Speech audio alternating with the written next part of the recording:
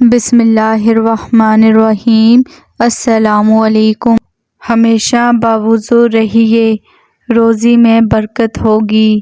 ایک مرد صالح کا عجیب قصہ آپ کی خدمت میں حاضر۔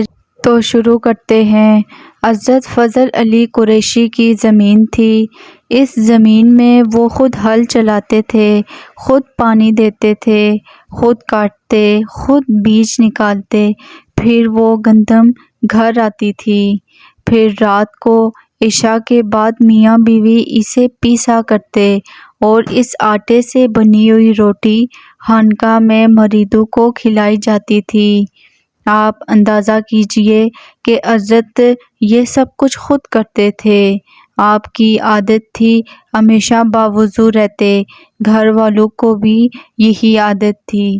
ایک دن حضرت نے کھانا پکوایا اور خانقاہ میں لے گئے۔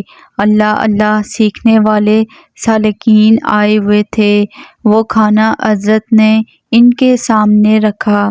جب وہ کھانے لگے، آپ نے انہیں کہا، فقیرو!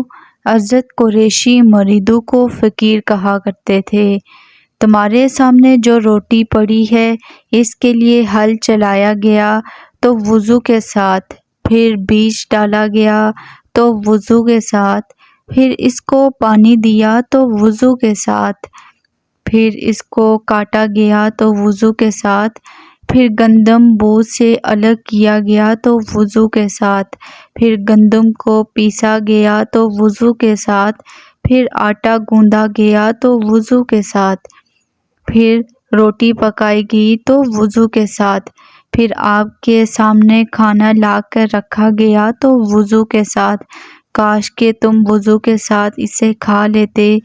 حدیث شریف میں ہے، ہمیشہ وضو میں رہیے، کیونکہ وضو میں رہنے سے برکت ہوتی ہے، رزق میں اضافہ ہوگا۔